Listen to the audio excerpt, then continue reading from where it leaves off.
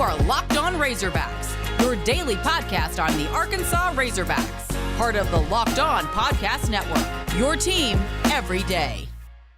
And welcome into Locked On Razorbacks podcast. I am your host, John Neighbors. I am also the host of Out of Bounds. You can catch every weekday afternoon from 1 to 4 on 103.7 The Buzz and 103.7thebuzz.com. I got to ask everybody to excuse my voice today because apparently here in the great city of Little Rock and Arkansas, weather decided to go from being really cold last week to in the mid to upper 70s, and it is doing a number on my sinuses. So I'm powering through, though. I've got my cough drops and this thing that I keep sniffing. It's not any sort of drug. It's a vapo inhaler. I don't know, but it's doing the Lord's work right now. So pardon me for having a little bit of voice, but we're going to work through it as a few things that I want to dive into today and discuss with you.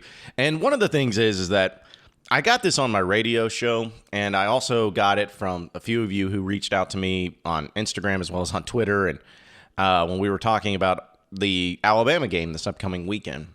And a lot of you were saying, okay, we know Alabama is going to be a tough team. We know it's not going to be a game that Arkansas will probably win, but where's the optimism in this game? Where is the sense of confidence where every game going into it, you felt like there was at least a bit of confidence to say, all right, well, if this happens, this is why Arkansas wins. Or if that happens, this is why Arkansas wins. Even against Georgia, which at the time, we knew that they were good, but didn't know that they were that good. We went into that game thinking, okay, well, Arkansas could win this game if this happens. But for Alabama, it hasn't really felt that way. Or at least it's not being talked about enough. And one of the reasons, I believe, is simply because it's Alabama. Georgia, you face every so often, and you've actually had some success against them. At least played well against them. But Alabama, you play them every year. And since Nick Saban took over, there's only been three times where this Alabama team has won by one possession. 3. One of them was in his first year in a team that went 6-6.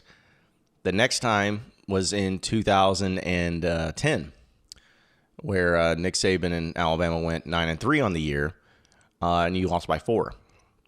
And then the next time, of course, was in 2014, which is when the team lost by 1 point, 14-13. So you only had close games on those occasions. But here's where I'm going to throw in my sense of optimism, and it's not much, but it is something. Think about it this way, folks.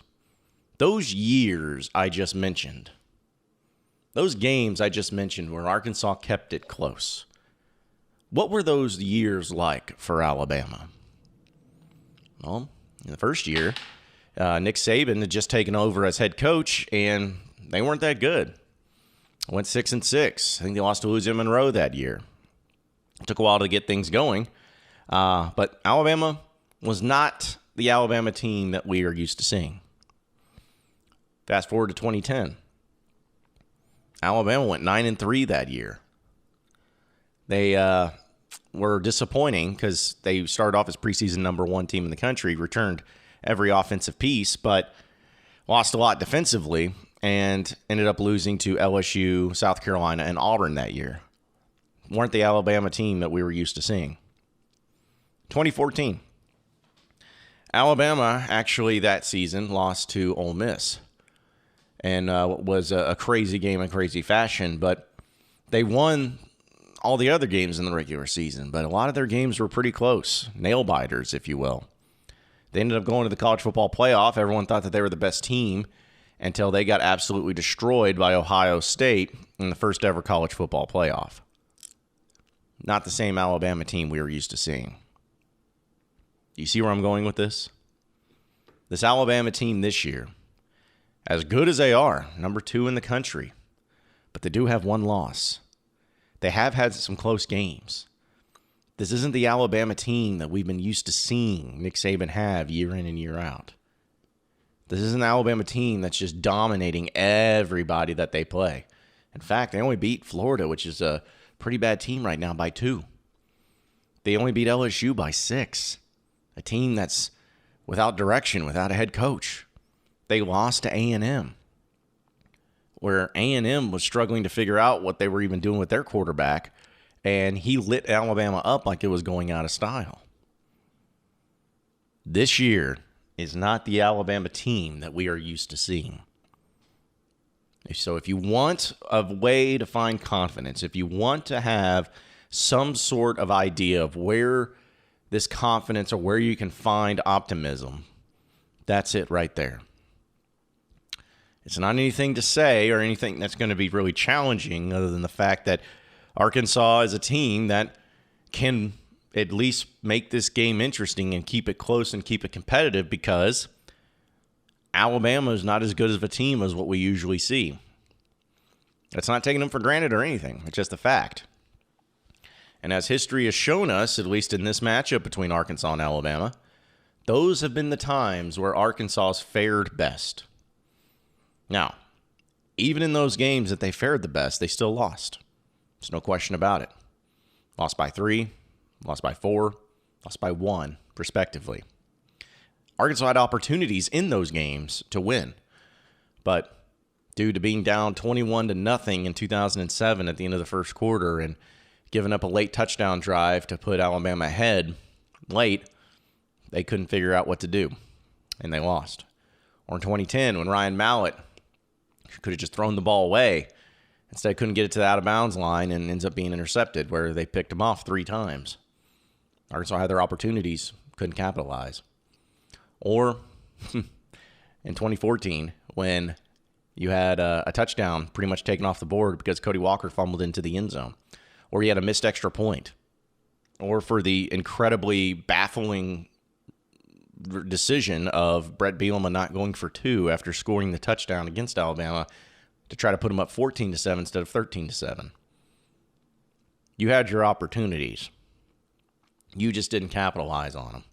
You didn't capitalize on the opportunities you were given against a less than stellar Alabama team. You can do that this Saturday, though. You can be that team this Saturday. It's just a matter of, can you take advantage of those opportunities? Can you go into this game with confidence, but also go into this game with a game plan and execute that game plan and be able to keep Alabama from doing Alabama things to you? Can you do that? Probably not, but can you get them out of their rhythm? Can you force them to turn the ball over? Can you get them to be stopped on 3rd and short? Can you get them to make a mistake in special teams? Can you get them to miss a field goal? Can you get them to do those things?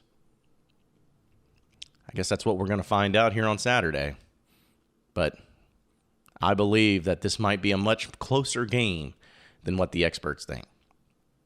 Prize Picks is the leader in daily college sports fantasy, offering more props than anyone in the world, and offers all the star players of the Power 5 as well as the mid-majors, even the ones you haven't heard of. And you get a great deal with Prize Picks because they allow mixed sport entries, so you can take the over on LeBron combined with the under of Mahomes in the same entry, and you can use it on the award-winning app on both the App Store and Google Play. Entries can be made in 60 seconds or less. It's that easy, so don't hesitate. Check out prizepicks.com and use promo code LOCKEDON, or go to the App Store and download the app today. Prize Picks is the daily fantasy made easy.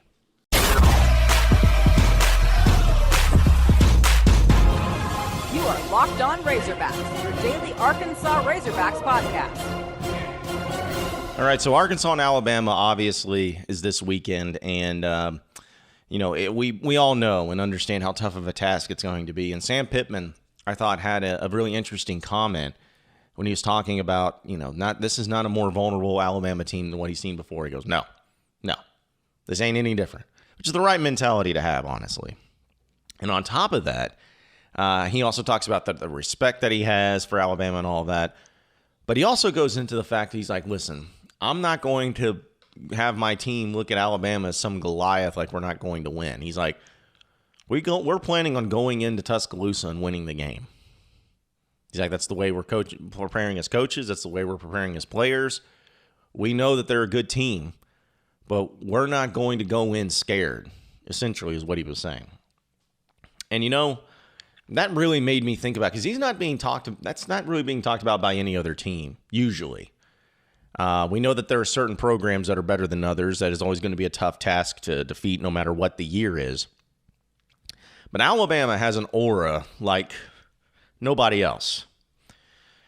It kind of reminds me of how people would talk about the Tiger factor in golf, where with Tiger Woods, no matter how he was playing, no matter where he was at, what tournament it was, what major it was, what the score was, what day it was, didn't matter. When he was on the tour and when he was on the course, there was an intimidation. There was always a little bit of looking over your shoulder, saying, all right, well, what's Tiger doing? What's Tiger going to do? What's the score?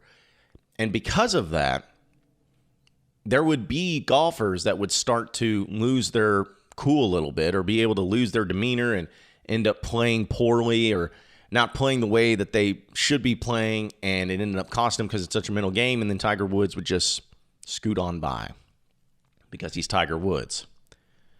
I feel that there is a factor of that with Alabama.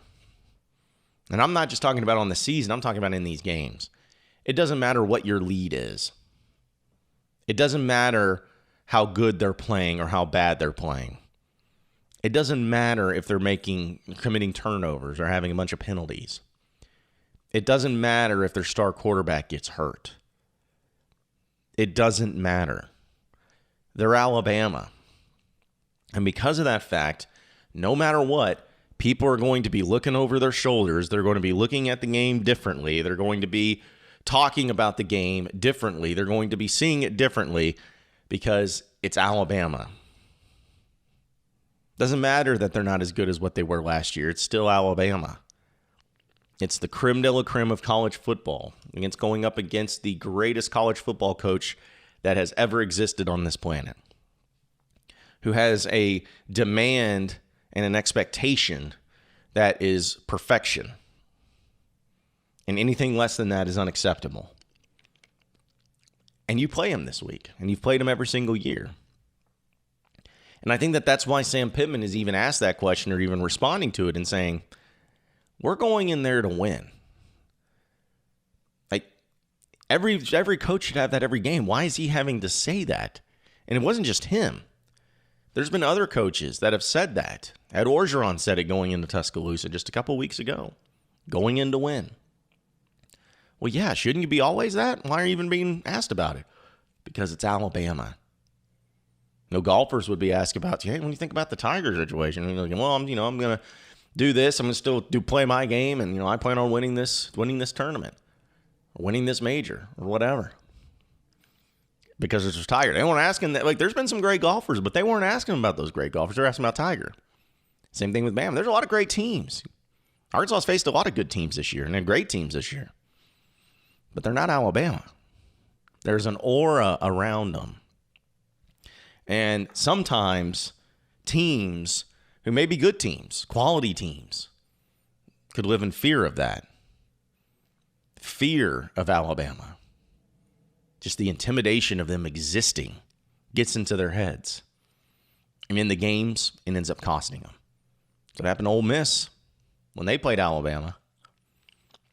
And Lane Kiffin being funny and trolly and all that, and everyone was hyping this up. Oh, Kiffin versus Nick Saban. And those players were scared of Alabama, of Ole Miss. And it showed. And then the other side of it is that you had LSU going to Alabama. Now, they didn't win the game, but they weren't scared. They weren't intimidated. You want to know why? Because they've beaten Alabama here recently. In fact, they beat them just 2 years ago. A lot of those players were on the team still. They remember. There's no reason to be intimidated. They didn't have the pressure on them. No one was expecting them to win. They went in and just played well and come up short. Can Sam Pittman and the Razorbacks do something similar? Can they put something together where they go into Tuscaloosa with a confidence, but also being able to shield out any sort of intimidation that they're throwing their way? Can they do that? I think they can. They're saying the right things, and they've been doing the right things. That Georgia game was kind of reminding me of what can happen when you get punched in the mouth early on the road against a great team. I think a lesson was learned after that. And I don't think this Razorback football team is going to allow that to happen again this weekend against Bama. This is it. The putt to win the tournament. If you sink it, the championship is yours. But on your backswing, your hat falls over your eyes. Is this how you're running your business? Poor visibility, but you're still relying on spreadsheets and outdated finance software? To see the full picture, you need to upgrade to NetSuite. NetSuite is the #1 cloud financial system to power all of your growth, and you can automate your processes and close your books in no time while staying ahead of your competition. 93% of surveyed businesses increase their visibility and control after upgrading to NetSuite. Over 27,000 businesses already use NetSuite, and right now, till the end of the year, NetSuite is offering a one-of-a-kind financing program to those ready to upgrade at netsuite.com/LockedOnNCAA. Head to netsuite.com/LockedOnNCAA for special end-of-year financing on the #1 financial system for growing businesses. Again, netsuite.com/LockedOnNCAA.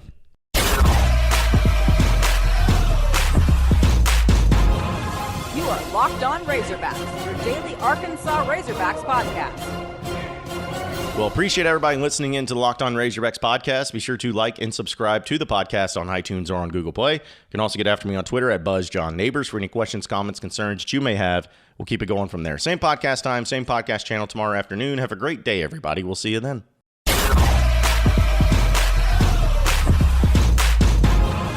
You are Locked On Razorbacks, your daily Arkansas Razorbacks podcast.